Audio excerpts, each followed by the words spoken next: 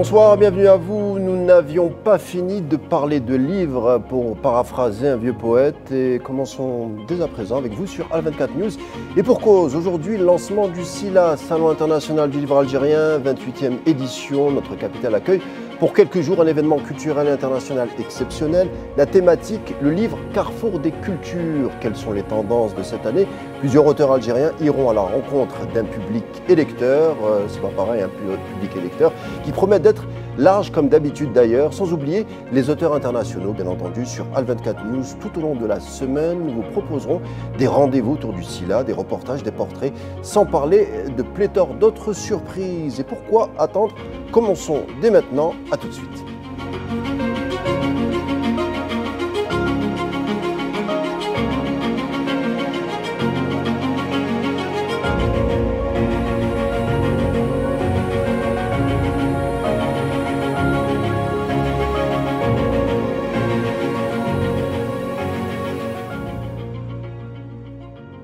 SILA 2025, romans, essais, poésie, histoire, BD, portraits. Aussi, il sera question d'hommage à travers plus d'1 millier d'exposants venus d'une 50aine de pays. Cela se passe au SILA, ouverture aujourd'hui en la présence du Premier ministre Sifi Rib. C'est jusqu'au 8 novembre, on y sera tout au long, comptez sur nous. Alors pour fêter l'événement ce soir, nous avons organisé une table ronde avec tout d'abord Nadia Sapri, bonsoir. Bonsoir Karim. Merci d'avoir accepté notre invitation. Merci à vous. Alors Nadia Sapri, on vous présente plus ou presque, en tout cas vous êtes conférencière, directrice de publication de la revue Livresque, auteur également, Les sanglots de Césarée, La danse du jasmin, ou encore un tout dernier roman qui s'intitule La symphonie des 7 nuits, qui vient d'être édité, hein. Je crois que vous allez nous en parler. Bienvenue en tout cas. Merci, merci pour l'invitation. Il est auteur, journaliste, dramaturge, artiste au sens plein du terme, car avec lui il y a toujours une touche d'originalité, de fantaisie à travers ses ouvrages, sans oublier sa casquette de journaliste. Moustapha Benfodel, toujours un plaisir de vous avoir. Merci d'être avec nous. Merci Karim pour l'invitation. Et puis, cela faisait longtemps qu'on voulait échanger avec lui à propos d'histoire, de mémoire, mais pas que. Lui, il est aussi journaliste. Lui, c'est Hassan Arab. Merci d'avoir accepté notre invitation. Il a beaucoup de choses à nous dire pour le SILA de cette année. Bienvenue, Hassan Arab. C'est moi que vous remercie. Alors, on va rentrer rapidement dans le vif du sujet. SILA 2025, on va parler des programmes, du menu.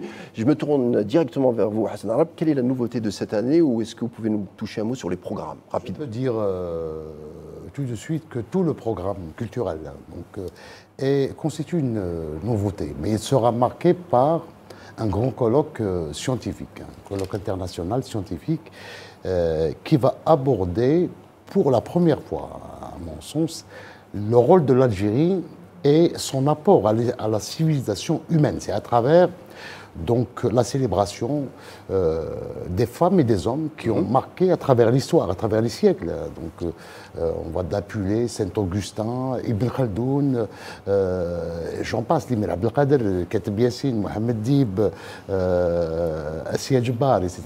Comment l'apport de ces penseurs, de ces écrivains à l'humanité, mais aussi les autres penseurs sur le plan spirituel, le rôle des Zaouïas. Donc, il y avait un colloque sur également Melk Ben Nabi, dont c'est l'anniversaire de la mort. Donc, c'est à travers ce colloque qu'on va essayer d'interroger, de revenir sur ce passé glorieux donc, de l'Algérie. Un colloque qui sera animé par d'éminents historiens algériens et étrangers. Je pense à Olivier Glog, entre autres, James McDougall, qui est un spécialiste de l'histoire du Maghreb d'une manière générale et de l'Algérie. C'est un historien anglais. Et également d'autres chercheurs algériens et tunisiens, égyptiens également. Donc ça sera un moment important. Ça va se passer à l'hôtel Horaci. La date? La date, c'est le 4. Le 4, très bien. 4. Voilà. Le rendez-vous est pris, vous voyez, hein, d'emblée, le rendez-vous est riche, ça promet en tout cas d'intenses débats. Nadia Sapri, on l'a dit, l'inauguration du SILA, c'était aujourd'hui. On célèbre les livres, les mots, la prose d'une certaine manière. Alors, 4 lettres, le SILA, ça représente quoi pour vous ? D'abord, c'est la rentrée littéraire algérienne. Elle s'annonce par le Sila, parce que le livre, pendant tout le long de l'année, dort un petit peu. Et puis, il y a ce Sila, ce 28e Sila, qui a vraiment un cachet international. Et vraiment, il pèse très, très bien sur le plan international.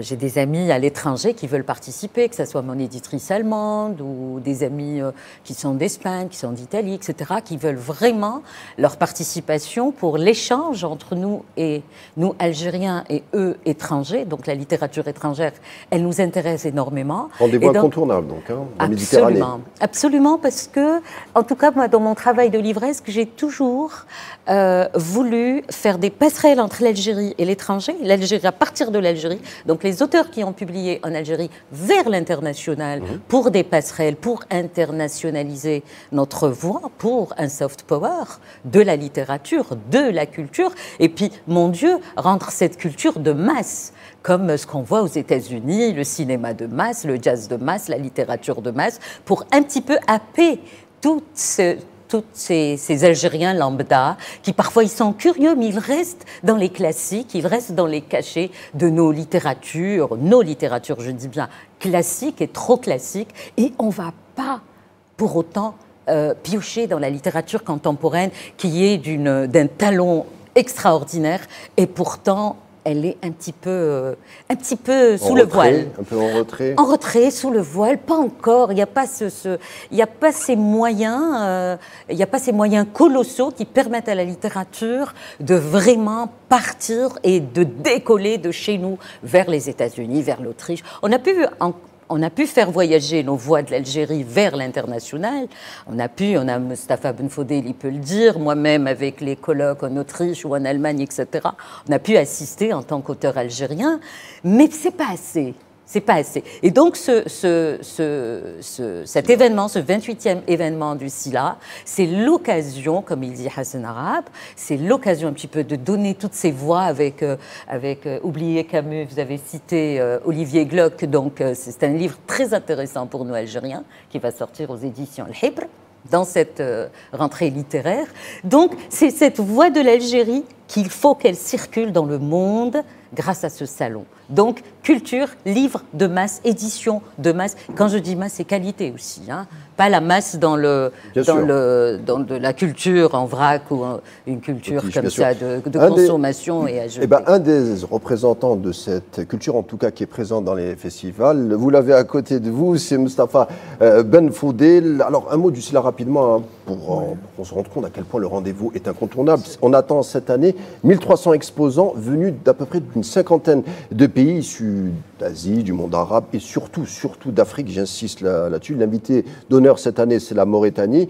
En fait, le livre-objet, le livre comme personnage central, vous me voyez venir, mais avant de devenir livre, cela a été une ébauche de texte, une rature, on surligne, on efface, on réefface. Je veux parler bien entendu de votre roman « Bienvenue à Babel », Mustapha Ben Fodel, où le livre joue un personnage central. D'ailleurs, il s'appelle Kitab. Kitab, on voit, c'est un hommage, mais écrit avec une certaine fantaisie, une touche d'originalité, où vous rendez à votre manière, à votre sauce, à votre plume, un hommage au livre et à la littérature, en fait, à ce que vous êtes, Mustapha Ben Fodel. En fait, oui, c'est juste pour mettre un petit peu nos amis téléspectateurs un peu dans l'ambiance du livre. Là, on parle de mon dernier roman qui s'intitule Terminus Babel, qui est sorti chez Balzac et ensuite a été réédité en France chez Macula. Effectivement, c'est-à-dire, moi, ce qui m'avait guidé dans la composition de ce roman, c'était d'interroger ce travail étrange qui a toujours intrigué mes filles. Parce que mes filles à la maison me voient toujours tapoter. Et je dis, papa, c'est toujours voilà, les doigts qui flirtent avec le clavier, mais on ne sait pas exactement qu'est-ce que c'est comme travail qui l'accapare nuit et jour. Et c'est en fait pour dire d'abord que l'écriture, c'est quelque chose de mystérieux et c'est en fait une aventure toujours palpitante et on ne sait jamais exactement, même si on a un plan, même si on a le propos, même si on a les personnages, la situation, mais ce qui va sortir, toujours, hein, des fois, oui, voilà. absolument, c'est tant mieux parce que et c'est en cela que l'IA ne va jamais remplacer les auteurs. même si je suis friand d'aventure, d'expérimentation. Mais en gros, l'aventure de Kteb, c'est l'aventure de tous ces livres-là. C'est juste pour dire que c'est une incroyable aventure babélienne, effectivement, c'est pour ça qu'il y a Babel. Et c'est aussi quelque chose qui est contre le marché, parce que nous sommes... ça ne date pas d'aujourd'hui, cette velléité du capitalisme de réduire, de réifier les ouvrages de l'esprit en les réduisant à des produits. Mais derrière l'objet livre, il y a des femmes et des hommes, il y a des sociétés, il y a des paysages sociaux, il y a des cultures, il y a des codes, il y a du langage. Voilà. C'est un peu pour dire tout ça que j'ai écrit ce livre. Mais on sent quand même une forme d'inquiétude, c'est-à-dire que vous dites faites attention, que le livre, il faut le garder d'une certaine manière vivant, ça doit être un témoignage, faites attention, le livre peut vous accompagner, peut vous rendre heureux, peut vous donner des anticorps intellectuels, il y a aussi un peu ça dans vous, puisque vous rendez hommage à des écrivains. En fait, le livre, il se confond totalement avec l'aventure humaine, c'est quelque chose, en fait, c'est un signifiant peut-être un peu élaboré, qui peut parfois paraître intimidant parce qu'on garde encore cette idée que le livre, c'est précieux, le livre c'est pour les intellos, le livre c'est pour une classe sociale. Mais d'ailleurs, j'ouvre une parenthèse pour dire que l'une des images qui m'ont toujours ému quand je vais aussi là, quand je vais au Pas-Maritime, c'est parce que moi je ne conduis pas, je marche beaucoup. Soit je passe par les dunes, soit je prends le tramway. C'est les flots humains, c'est-à-dire les chiffres qu'on avance. On a l'impression des fois que ce sont des chiffres fantaisistes, mais non. Parce que moi je le vis quand on voit les flux. L'engouement, les 48, enfin, chez les 48, les 58 là. Je peux vous donner un chiffre. L'année dernière, c'est selon l'entreprise SVS. Ce n'est pas les chiffres livrés par le SILA, c'est pas le commissariat du SILA. C'est l'entreprise SVS. Il y avait plus de 5 millions de visiteurs. Donc, primo-visiteurs peut-être. Non, après. C'est un record. Hein. C'est un record l'année dernière. Qu'est-ce qu'il a fait? Donc l'entreprise, ils font exprès de déduire un certain nombre, donc 1 million de visiteurs, parce qu'ils comptabilisent ceux qui rentrent, ceux qui sortent, etc.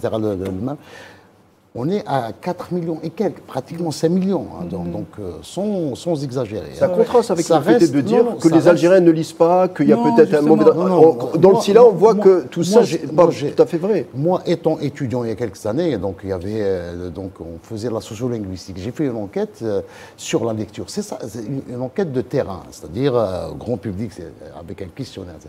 Les Algériens, c'est des grands lecteurs. Et ils savent apprécier, c'est-à-dire la lecture, c'est-à-dire ils savent apprécier la littérature, l'histoire, la philosophie.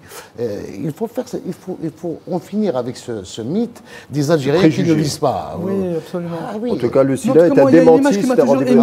C'était de voir les gens sortir des pavillons avec des sachets, parfois juste un sac en plastique avec un livre dedans. Au moins un livre, sachant que beaucoup de familles sont dans la précarité. C'est-à-dire les gens se saignent parfois pour acheter des livres pour eux, pour leurs enfants. Après, la nourriture de l'âme. C'est pour cette raison que j'ai appelé mon personnage Kteb et non pas Al-Kitab, ou bien, sans préciser, juste pour dire qu'il y a autant de livres que de culture, que de... La diversité. Oui, voilà, absolument. D'ailleurs, le SILA rend hommage à la chacun diversité. y trouve son goût. C'est en cela que le SILA, justement, est généreux. Alors, le SILA, vous voulez peut-être réagir? Les Algériens, on dit qu'ils ne lisent pas, on voit que c'est faux, on souffre un peu de ce préjugé. Hassan Arabe disait que les Algériens goûtaient la littérature, c'est-à-dire qu'ils savaient apprécier. Les Algériens sont férus de livres, ils sont férus de cette odeur du livre, de ce livre-là qui est un peu partout. Mais je nuance un peu, moi, mon intervention en disant que dans la littérature qui se publie aujourd'hui, avec les éditeurs algériens, avec les auteurs algériens, il n'y a pas ce grand écho. Il n'est pas là encore, il n'est pas au rendez-vous, le grand écho des auteurs qu'il faut faire émerger. Nous sommes encore dans la littérature un peu classique, un peu qui nous vient de l'ailleurs, plus que celle qu'on doit faire circuler de chez nous vers l'ailleurs. Et là, moi, je nuance un peu mon propos en disant que, c'est pour ça que je disais tout à l'heure, il nous faut quand même une culture. Et l'esprit de ce livre, il faut que ça soit en masse. D'accord. Concernant ce point précis. Mais sinon, le soft power, absolument, Mustapha, c'est vraiment le soft power pour un petit peu présenter ce talent, parce que nous avons un talent. il est indiscutable, le talent algérien contemporain. Mais il est un peu... le pauvre, la promotion n'est pas encore au rendez-vous pour lui, pour qu'il émerge. On a plus tendance à recevoir de l'étranger vers chez nous pour dire voilà le grand livre, voilà le grand auteur, que le contraire. Et ça a été mon travail d'expertise dans le magazine Livresque. Ça a été tout le temps une frustration et des éditeurs et des auteurs. C'est-à-dire de mettre en relation, d'une certaine manière, les éditeurs et les jeunes auteurs ou les auteurs en devenir. C'est ça que moi, je dont dis on parle. par exemple, une petite parenthèse, je dis au SILA, par exemple, dans leur programme, il faut qu'ils insèrent moult écrivains débutants. Ça existe, puisqu'il y a le prix. Absolument, il est magnifique ce prix. Mais est-ce qu'on est là au rendez-vous avec le texte? On n'est pas encore au rendez-vous avec le texte. Et moi, dans mon stand de livresque de L de minuit, il va y avoir la promotion des textes.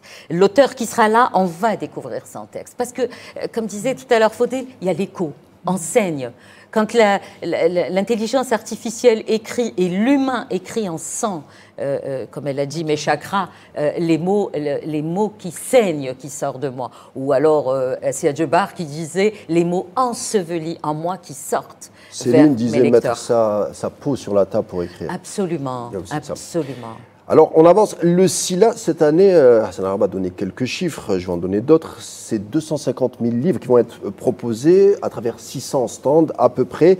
On attend 5 millions de visiteurs, peut-être un peu plus, on verra, on essaiera de faire le bilan juste après. La Mauritanie comme invité d'honneur, sans oublier les autres stands consacrés à l'Afrique. Hassan Arab, on vous connaît à travers vos chroniques, moi je vous connais personnellement à travers les pages africaines où il a été question d'auteurs africains, d'ouvrages africains, méconnus des fois. Vous m'avez fait découvrir certains auteurs du Nigeria. D'ailleurs, je vous en remercie, j'en profite ce soir pour vous en remercier.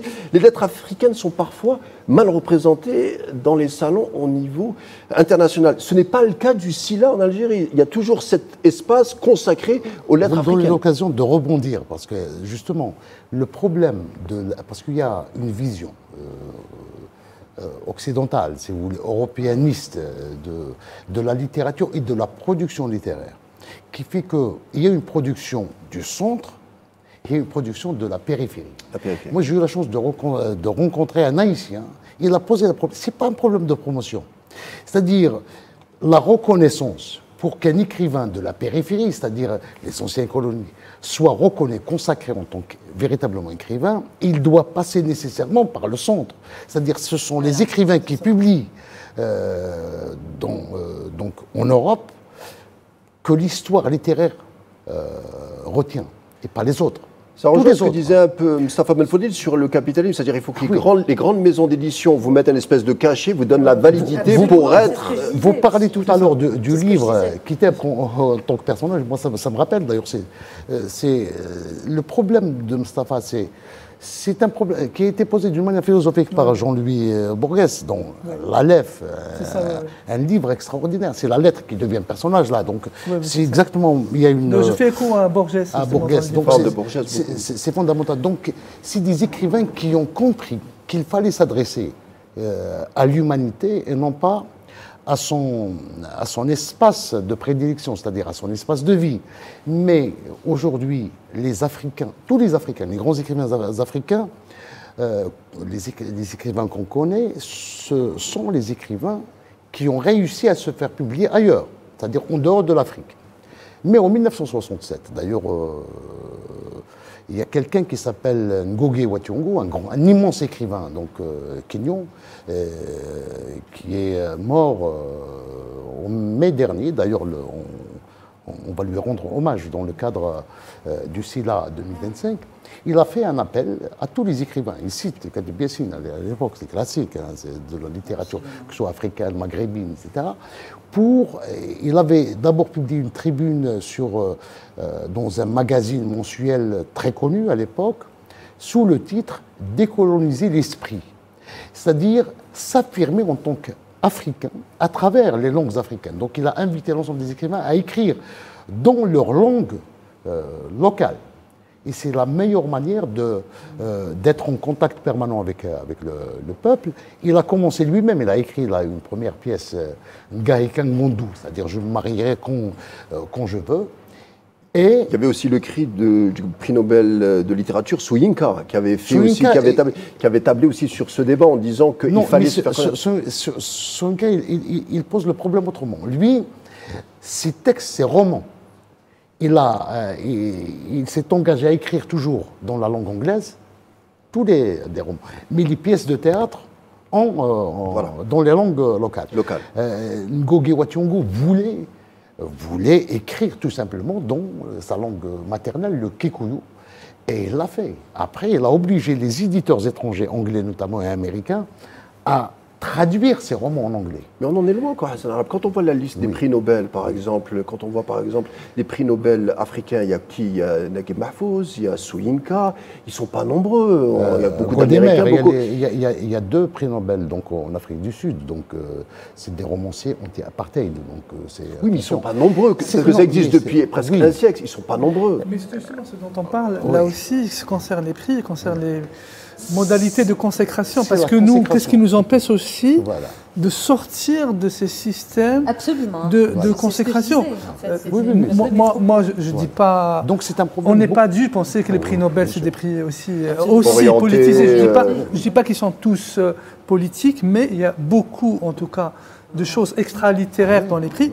Mais nous, qu'est-ce qui nous empêche d'avoir un prix qui récompenserait, par exemple, la littérature Justement, africaine? il y a une autrice qui a failli, à mon avis, qui a failli avoir peut-être le prix Nobel. Je parle de Assia Djebar. À mon avis, si elle avait vécu quelques années depuis, je pense qu'on lui aurait donné le prix Nobel. Elle a été citée, elle a figuré à l'Académie française, elle était consacrée, elle était respectée, elle était traduite dans plusieurs langues. Il y avait des chaires d'université à travers le monde sur Assia Djebar. Et vous rendez hommage à votre manière à Assia Djebar sur la mémoire, l'écriture au féminin. J'ai fait un essai sur Assia Djebar. J'ai écrit un essai. Je parle de votre dernier roman, c'est-à-dire La Symphonie des Sept Puits. C'est un roman djebarien d'une certaine manière, Nadia Sapri. Il y a Kateb aussi. Il y a Kateb qui parle au personnage. Il est constamment présent dans l'esprit du personnage central. La rencontre d'une journaliste passionnée. Et il y a Assia Djebar qui disparaît jamais de mes écrits. Par exemple, La danse du jasmin, qui a été traduit en allemand. Ça a été du Djebar qui m'a inspirée, parce que quand j'ai lu Loin de Médine, ce roman-là, pendant la décennie noire, Assia Djebar, elle nous sort avec la Rawiya qui ose partir dans l'oralité et d'en transmettre le message oral à partir du prophète et toutes ces femmes-là qui ont entouré plus tard. Il y avait le blanc d'Algérie aussi. Le blanc d'Algérie, il est poignant, il parle tout seul. D'ailleurs, elle dit, les morts me parlent et ils sont là dans ma tête quand je dors. Je suis obsédée par les mots des morts. Et elle dit aussi, hâtez-vous je pense qu'elle dit, hâtez-vous de transmettre en tant qu'aïeul, je vais carrément... La transmission, la mémoire... la transmission. Soyez l'aïeul, parce que demain, on ne sera pas là et on parlera en aïeul. Elle dit ça à Kateb. Mais en fait, moi, je dis ça sur elle quand elle était partie. Quand Kateb était partie, elle paraphrase un peu ce qu'il a laissé Kateb. Avant la mort, précipitons-nous à écrire, parce que plus tard, on va écrire en aïeul. Ça a été, grosso modo, le propos de Kateb. Et plus tard, ça a été repris par Assia Djebar. Mais cette phrase... Elle m'a parlé dans mes écrits pendant que j'écrivais. Il y avait cette phrase « Hâtons-nous d'écrire, demain on parlera en aïeul ». C'est-à-dire on a peur de perdre quelque chose, il y a une espèce d'angoisse de perdre quelque chose, une mémoire, un souvenir. Assia Djebar parle de la mémoire. La mémoire, elle est en trame de fond à travers tous ses ouvrages. Assia Djebar, en fait, il y a une force en elle. C'est une grande magicienne. Moi, je la compare aussi à Toni Morrison, Nadine Gordimer, à toutes ces femmes-là qui m'ont inspirée, en fait. On a aussi Nawal Saadawi, qui a été une femme très engagée, très passionnée, et elle partait dans les sujets les plus compliqués. Et d'ailleurs, Assia Djebar, elle a préfacé Nawal Saadawi tellement que ces femmes-là se ressemblent et elles font là, elles laissent un legs pour les femmes que nous sommes, qui venons après. Même les hommes, de temps en temps, les hommes, absolument. Ça peut servir aux hommes. Je vous dis que je suis aussi happée et puis inspirée par Kateb. Kateb, il est dans mon roman, La Symphonie des Sept Nuits. Vous pouvez le trouver, vraiment, je le cite. Surtout le cadavre encerclé de Kateb, c'est mon Dieu, c'est une puissance d'écriture, elle est extraordinaire. Et Assia Djebar au féminin, les deux Moi, c'est mes maîtres dans l'écriture. C'est passionnant ce que vous nous racontez, Nadia Sapri. Merci pour ce petit hommage à Serge Djubar. Petit dans la durée, mais grand dans l'émotion. On sent en tout cas votre émotion. On revient juste après pour poursuivre notre discussion, juste après cette coupure publicitaire. À tout de suite.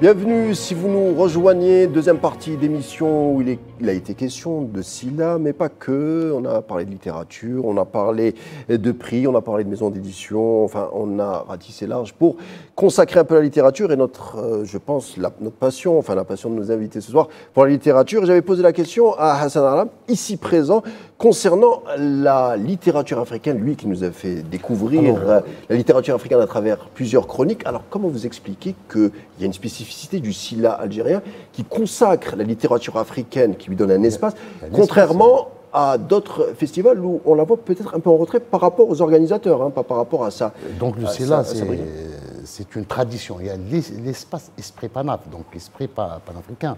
Et puis même les thèmes qui sont programmés reflètent un petit peu cet esprit panaf. Donc il y aura cette conférence qui sera dédiée, donc qui sera organisée en hommage à Ngugi wa Thiong'o. Il y aura donc une très très belle conférence qui sera consacrée à Frantz Fanon, dont nous célébrons le centenaire. Fanon, l'Algérien, Fanon l'Africain, Fanon, donc le penseur universel. Il a marqué, voilà un homme qui a marqué l'histoire du XXe siècle et qui ne cesse pas de nous interpeller, de nous parler encore aujourd'hui. Le proverbial Fanon, simplement. C'est Fanon, il n'avait que 35 ans lorsqu'il a écrit Les damnés de la terre, son dernier livre. Il avait 35 ans, mais le bonhomme, il avait... moi, j'ai rencontré des gens, des spécialistes de Fanon, j'ai dit, mais Fanon, comme s'il avait vécu 1000 ans. Et Peau Noire, Masque Blanc, à 27 ans. Il a 27 ans. Mais il l'avait, je pense, à 25 ans, il l'avait déjà. Donc, si le citoyen... C'est le théoricien du tiers-monde, c'est le psychiatre hors pair, c'est le militant infatigable. C'est le sociologue dans l'enceinte de la révolution algérienne. De la révolution algérienne et de la révolution mondiale. Le Peau Noire, Masque Blanc, c'est... il s'adresse à la conscience africaine. Il ne s'adresse pas à l'Africain, il s'adresse à la conscience de tous les Africains. C'est-à-dire à la conscience de son maître qui était Césaire. Il a devancé Césaire, parce que Césaire, le fondateur de la négritude, mais Fanon dit, écoutez, c'est pas comme ça qu'on défonde l'identité des Africains. Il tue le maître d'une certaine manière, symboliquement. Ah oui, donc il ne l'a pas tué, mais... il le dépasse, il le critique il le dépasse, parce qu'il a dit... il faut peut-être comprendre ce que les Algériens sont en train de faire pour repenser donc le discours anticolonialiste africain. C'est-à-dire qu'il fallait prendre l'exemple. Il le dit dans la sociologie de la littérature, la sociologie de la révolution algérienne, il le dit clairement. C'est l'exemple. Il a invité l'ensemble des Africains et même, et même les Antillais, etc., à faire de l'exemple algérien un modèle d'une réflexion, d'une nouvelle pensée au service de l'humanité, et non pas au service simplement de l'Afrique. Et c'était pas un africaniste, Fanon, mais c'est un penseur universel. C'est un penseur de l'être, c'est-à-dire de revenir à soi pour exister, et contre l'aliénation, parce que Fanon, à travers ses ouvrages, il s'agit de combattre l'aliénation. C'est une chose de se débarrasser d'un colonialisme, c'est une autre chose de se désaliéner de ce colonialisme. Ça ne sert à rien de se débarrasser d'un colonialisme et être encore aliéné des années après. C'est ça où il touche, c'est là où il est fascinant et c'est là où il appréhende... L'aliénation chez Fanon, c'est pas au sens élitiste du bien terme, sûr, parce qu'il a repensé le rapport de l'élite à la paysannerie, et c'est comme ça qu'il a bouleversé pratiquement toutes les théories marxistes, etc., en inventant un autre rapport. Et je pense, par rapport à cette question, la question du rapport de l'élite à la paysannerie, il y avait quelqu'un, un Algérien, qui l'a devancé, Mohamed Dib, l'incendie. Et Mohamed Dib disait que le salut viendrait de la paysannerie. Mais avant eux, il y a un illustre poète qui a jeté la plume à 17 ans, c'est Arthur Rimbaud. Quand il va à Aden, dans une lettre un peu rare qu'on ne connaît pas, il avait constaté que le salut ne pouvait venir, c'est-à-dire des colonisés, que de la paysannerie. C'est cette théorie que l'Arab ibn Mehdi va par la suite. D'ailleurs, Fanon le dit, va dans un numéro 1956, l'Arab ibn Mehdi va écrire l'une des réflexions les plus importantes de notre histoire, c'est le rôle de la paysannerie. Parce qu'il y a encore des penseurs aujourd'hui de gauche qui te disent c'est le mouvement, l'élite contre la plèbe. Fanon a su casser cette frontière. C'est une frontière, parce qu'on a essayé de... Écoutez, il y avait une élite un petit peu, je ne vais pas dire petite bourgeoise, etc. C'est pas dans ce sens. Oui. Mais il y avait une sorte de fossé entre le peuple, c'est-à-dire le peuple, ce qu'on appelle les plébéiens, et cette élite petite bourgeoise qui a fréquenté les écoles, les grandes écoles même, hein, c'était des pharmaciens. Lui, il a constaté, je termine. Je vous en prie. À Joinville, grâce à l'expérience d'un homme, Abdelrahman Aziz. Aziz, bien sûr. Qui était un simple infirmier donc à l'hôpital de Joinville. Et puis Abdelrahman Aziz, c'est un artiste accompli. Non. Donc Fanon l'a remarqué, il lui dit, est-ce que vous pouvez organiser des animations au niveau de... C'était une sorte de café, il faisait une animation musicale et théâtrale. Même il revient sur la séparation du Mouloud pour la symbolique. C'était à l'époque... je termine l'anecdote avec Abdelrahman Aziz. Et puis, au bout d'une année, Abdelrahman Aziz faisait jouer les patients de Fanon. Au bout d'une année, il n'avait plus personne dans son service. Il lui a dit « Tabib, qu'est-ce que je dois faire ?» Il lui a dit « Maintenant, il faut aller travailler en ville. » C'est-à-dire il fallait constituer un groupe de théâtre en ville parce qu'il a réussi donc, à insuffler ce qu'on appelle la sociothérapie. Sociothérapie, exactement. C'est en tout cas merveilleusement bien montré dans le film de Abdenour Zahzah que je vous conseille d'aller voir naturellement. Alors on parle de mémoire, de souvenirs, on le voit, Hassan Arab est un passionné, un connaisseur de Fanon. Il sera question de Fanon à travers, pendant le SILA. Hein, donc, Adonchats. D'accord, c'est bien de le dire. Alors vous, j'aimerais revenir vers vous sur un recueil de nouvelles qui s'appelle Bus 54 et surtout une pièce de théâtre où vous parlez d'un souvenir douloureux qui touche encore la mémoire de nos martyrs, de nous finalement et de notre futur. Vous pouvez nous dire quelques mots? Oui, alors, moi, je suis dans le roman, c'est-à-dire ma pratique, elle est essentiellement versée dans le roman, mais il se trouve que de manière concomitante, il y a 25 ans, quand j'ai commencé à publier, tout de suite, le monde du théâtre s'est intéressé à l'écriture et c'est comme ça que je me retrouve aujourd'hui avec une douzaine de pièces de théâtre. Et ma dernière pièce s'intitule Génération radieuse, ça parle des essais nucléaires français en Algérie. Pour être honnête, c'est une commande d'un metteur en scène avec qui je travaille qui s'appelle Khaldin Arjan, qui a beaucoup travaillé sur le répertoire d'Aloula, qui a une compagnie qui s'appelle Ajwad. Donc c'est Khaldin qui m'a demandé d'écrire quelque chose à partir de cette mémoire douloureuse. Et bien sûr, on devine le challenge que représente une telle commande, c'est-à-dire de porter au théâtre un moment d'histoire aussi complexe. Alors parlez-nous de cette séquence. Et moi, en fait, j'ai situé la pièce parce que pour moi, le théâtre, c'est une affaire de fantôme. C'est quelque chose qui joue beaucoup sur les mythes. Et j'ai mobilisé, en l'occurrence, un mythe autour d'un repère important qui est la montagne de Taourit Tanafullah à Aniker, qui a subi 13 des 17 explosions nucléaires françaises en Algérie. C'est-à-dire parce qu'il y a eu les 4 premières, c'était atmosphérique à Ergen, et comme il y a eu des plaintes des pays limitrophes parce que les champignons nucléaires, ils ont débordé, il y a eu beaucoup de dégâts. Et donc les Français, à partir de 62, ils ont commencé à faire des expériences souterraines. Mais toutes les expériences, elles ont eu lieu dans la même montagne. C'est une montagne de granit qui se trouve dans Kainiker. Et malgré cela, malgré le fait que c'était entre guillemets confiné, il y a eu des drames incommensurables. Il y a eu par exemple... Mesmer a été évacué en urgence. Absolument, absolument. Il y avait deux ministres effectivement qui ont eu même été contaminés. Là on appelle ça la catastrophe Beryl parce qu'ils avaient en fait des noms de pierres précieuses, les topazes et compagnie. Et donc il y a eu le 1er mai 1962, on est juste après les accords d'Évian, c'est ça un peu la structure de la pièce. On est dans ce moment où on se dit, ça y est, on s'est débarrassé du colonialisme, mais il y a une autre séquence qui va commencer.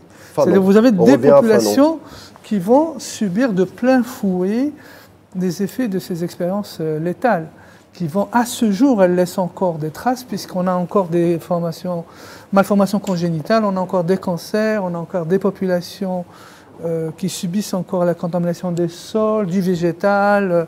Donc on a, en fait, juste pour résumer, mon personnage, il est guide touristique, il a l'habitude de montrer le côté féerique du Hogar, de Taman Rasset, mais sous cette féerie, en fait, il y a ce poison insidieux qui continue encore à empoisonner la vie. Je reste encore avec vous avec Bus 54 et ces nouvelles. Alors ça, c'est le processus auquel je travaille, oui. Voilà, vous travaillez en ce moment et j'ai lu des petites parties. Ouais. Alger est un personnage. C'est ça, c'est ça. Vous rendez hommage à Alger, cette ville d'Alger, en fait, à la fois si mystérieuse, si belle, si à distance, mais en même temps proche. Et vous lui rendez hommage finalement. Bien sûr, mais un hommage vraiment. Vous le journaliste, vous le chercheur, vous le. Non, je dirais surtout celui qui s'est approprié en douce Alger. Moi, je suis un enfant de Rilizane, je suis une Rilizane d'origine kabyle. Mes parents sont nés en Kabylie. Après, j'ai longtemps vécu à Boufarik. Et quand j'ai débarqué à Alger, non, Alger, c'est comme tout le monde en fait. On va pas refaire Stendhal, mais c'est un peu les schémas classiques pour faire carrière.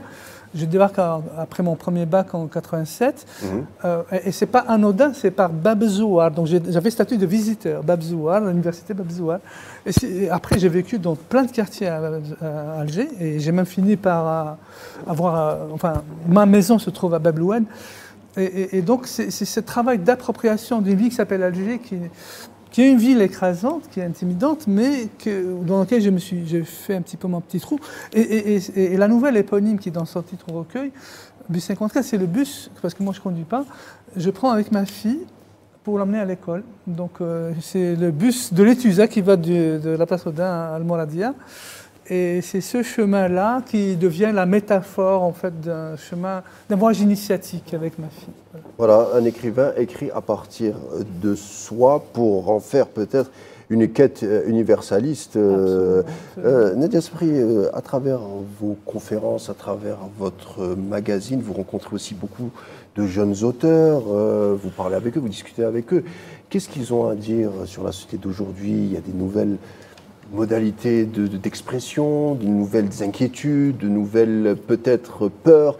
Qu'est-ce que cette nouvelle génération nous dit, cette génération de ChatGPT, des réseaux sociaux? Qu'est-ce que cette génération? En fait, la jeune génération, déjà, elle est branchée. L'écrivain, écrivain, ils sont branchés avec le monde. Hein. Vous n'avez plus de frontières aujourd'hui. Vous avez le monde est ouvert. Il suffit de scroller comme ça, matin et soir, midi. Scroller, avec votre... voilà un terme encore qui rentre dans la modernité. Scroller. Scroller, et puis c'est la consommation des contenus, mais ils sont happés par cela, donc tout de suite il y a l'inspiration qui vient à partir de là, et ils sont soucieux de l'actualité. Ils écrivent même des romans dans le futur, ils arrivent à imaginer. Certains partent même dans le passé très lointain, au commencement était la terre, où était le verbe, où était ce que vous voulez. Et puis, ils démarrent à partir d'une idée comme ça. Donc, ils arrivent à voyager entre un passé lointain et puis un futur aussi très, très loin. Et puis, ils font ces allers-retours. Donc, vous avez une richesse un petit peu, mais hélas, ils ne sont pas encore promus. Je dis ça parce qu'il y a un prix dédié aux jeunes à travers le SILA. Ça, c'est les primo-auteurs. Hein. Moi, je parle des jeunes auteurs. Les primo-auteurs, c'est celui qui écrit pour la première fois. Donc, le prix du premier roman. C'est différent des jeunes auteurs qui ont écrit. Bien établi. Non, je parle du premier souffle. Le premier souffle, il est important. C'est-à-dire quelqu'un qui a osé publier. Ça, c'est le primo-auteur. Mais les jeunes générations, ils sont à leur 3e, 4e, 5e ouvrage. Et pourtant, ce livre-là, comme il a dit Hassan Arabe, il n'a pas connu la centrale de la médiatisation de l'ordre établi pour qu'il soit connu. Il n'a pas été, en fait... Moi, je travaille beaucoup dans cela. Vous voyez, je travaille... Parce que quand ils viennent des auteurs et ils vous disent, voilà, moi, Madame Sapri, moi, j'aimerais bien qu'on parle de mon livre, on n'a pas trop évoqué ceci, et cela, on n'a pas été invité de ça. C'est une grande frustration quand vous voyez que le talent, il est là. Des fois, ça nourrit l'inspiration, la frustration. C'est bien pour un artiste. Hein. Oui, mais il faut aussi un accompagnement, une petite reconnaissance, une petite place dans sa société. Sinon, on va comme ça. On ne peut pas rester encore dans l'archaïsme et dans l'esprit bien arrangé et bien établi. La dernière fois qu'on s'était vu, Nadia Sapri, on avait parlé d'un prix Nobel sud-américain qui est mort il n'y a pas longtemps, qui s'appelle Marias Vargas Llosa. On en avait parlé longuement, vous l'avez connu. Finalement, qu'est-ce qu'apporte un grand écrivain? Qu'est-ce que peut un écrivain dans un monde chamboulé, dans un monde de cacophonie apocalyptique? Ils sont spéciaux, mais en même temps, ils restent humains avec leurs douleurs, avec leurs blessures. Mais qu'est-ce que peut un écrivain? Qu'est-ce qu'apporte un écrivain, au fond? Parce que ça va être... On va parler de ça à travers le SILA, au fond. Hein. En fait, Mario Vargas Llosa, c'était en 2010 ou 2011, je ne me souviens plus de l'année. Il venait d'avoir le prix Nobel de la littérature. Puis je l'avais appelé, donc il m'avait donné rendez-vous pour une interview par téléphone. Et on est resté pendant des heures. Je vous assure qu'on est resté pendant des heures, parce qu'il me racontait... Écrivain du Guatemala, pour les téléspectateurs. Il me racontait le Pérou, il me racontait l'époque des années... C'est le Pérou, c'est un Péruvien. Péruvien qui vivait à Madrid et plus tard en France, je pense, ou aux États-Unis, je ne me souviens plus, je crois que plutôt en France. Et donc, Mario Vargas Llosa, ce que j'ai appris de lui, c'est une leçon d'un humain. On avait l'impression qu'il venait d'écrire la première fois son roman. Il ne pouvait pas se taire. Il me racontait plein de choses. Sa première expérience, le roman de Julia, Tante Julia ou l'Escribouillard. Voilà, son roman, c'était Tante Julia et Escribouillard. Tante Julia, enfin les aventures de sa tante. Ça, il a eu beaucoup de succès par ce roman. Il a eu beaucoup de succès. Il me racontait un peu ses aventures et il me dit, Madame Sapri, je souhaite vraiment que les Algériens me lisent et j'aimerais bien visiter l'Algérie. Vous voyez un peu ces allers-retours entre l'Algérie et l'international et les autres pays. Je vois surtout cette conscience universelle de ces écrivains. Ils connaissent l'Algérie, ils savent les centres qui comptent à travers le monde. Ils ont une notion très aiguë des centres qui comptent, comme l'Algérie. Absolument. On a eu même l'accompagnateur de Borges, comment il s'appelle? Il m'échappe. On a fait toute une interview sur l'ivresque de cet écrivain. Je ne garde plus le nom, hein. Je ne garde pas les noms, il y a tellement d'écrivains dans le monde. Mais Mario Vargas Llosa, ce que je garde de lui, c'est cet écrivain qui a cette naïveté en lui, la naïveté, mais une énorme naïveté, et il veut découvrir l'Algérie, la Méditerranée, l'Afrique du Nord. L'autre, l'altérité. L'autre, et puis être lu aussi, gagner des lecteurs à travers, et puis la passerelle, parce qu'il me disait, j'aimerais bien, est-ce que je suis connu, Et c'est vrai que le jour où j'avais fait une interview, ces livres ne se vendaient pas du tout en Algérie. Avant de faire l'interview, j'ai cherché partout, j'ai frappé à toutes les portes, on n'avait pas ces livres. Ça a changé, hein, ça a changé. Ça change, vous avez même les livres numériques aujourd'hui, c'est une bonne opportunité aussi. Moi, je suis une grande consommatrice des livres numériques. Parce que c'est rapide, et puis vous avez des sources, vous avez tout de suite le travail, il est plus facile que le livre-objet. Le livre-objet physique, lourd, parfois même pour dormir, vous avez plus le livre numérique qui est plus léger, plus confortable dans votre sommeil, vous pouvez suivre, que lire. Moi, je suis en tout cas dans le livre numérique. Non, je ne suis pas dans le classique, je suis dans le numérique. Salam, un commentaire sur le rôle de l'écrivain d'aujourd'hui, sa conscience. Qu'est-ce qui peut, au fond, l'écrivain aujourd'hui? Je pense que la mission de l'écrivain, il y avait deux périodes, hein, de manière générale. On va parler il y avait la période qui a précédé la génération 52, c'est-à-dire la génération classique, comme les classiques de la littérature, mais les classiques de la littérature mondiale. Parce que l'écrivain était défini comme un détenteur d'un savoir à transmettre. Donc, elle est là. La fonction de l'écriture était considérée comme étant il avait la principale fonction, c'était la fonction didactique.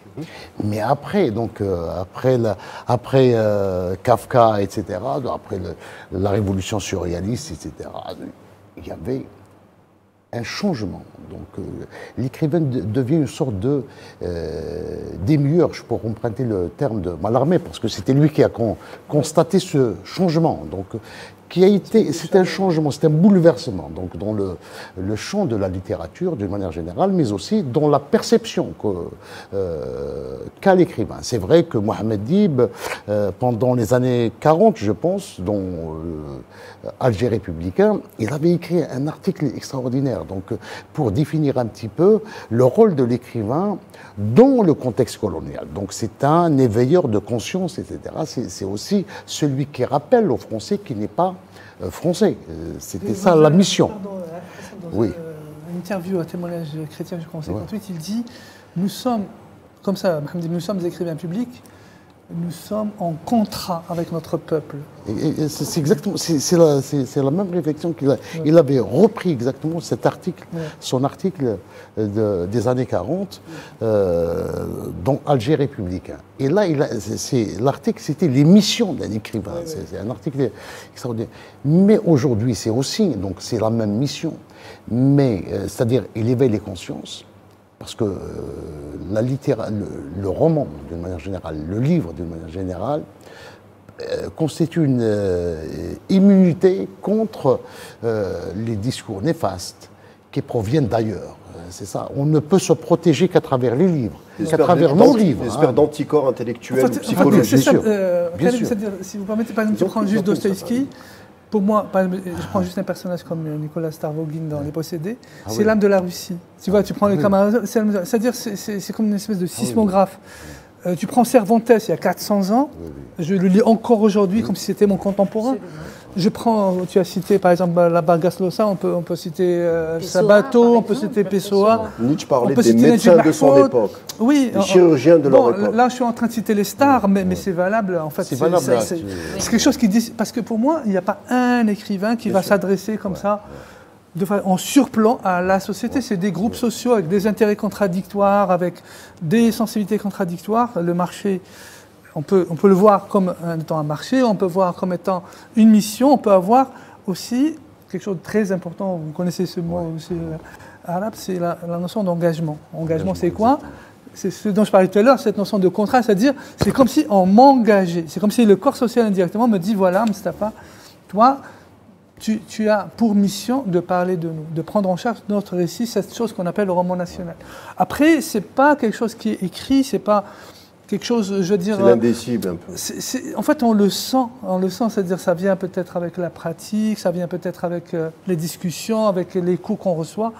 Il y a des contextes peut-être qui sont plus engageants que d'autres. Par exemple, aujourd'hui, pour la Palestine, moi, sans que je l'ai vraiment calculé, je me souviens, au tout début de la guerre contre Gaza, c'est venu tout seul, j'avais écrit un texte en langue arabe qui s'appelle, enfin, je l'ai écrit dans les deux langues, il s'appelle Shadaya, mais c'est le mot Shadaya est venu comme ça, parce que je voyais que les Razaouis s'étaient réduits à des donc tu as comme ça des choses qui peuvent venir de toi, mais c'est très mystérieux, c'est pas quelque chose, je veux dire, qui est codifié une fois pour toutes.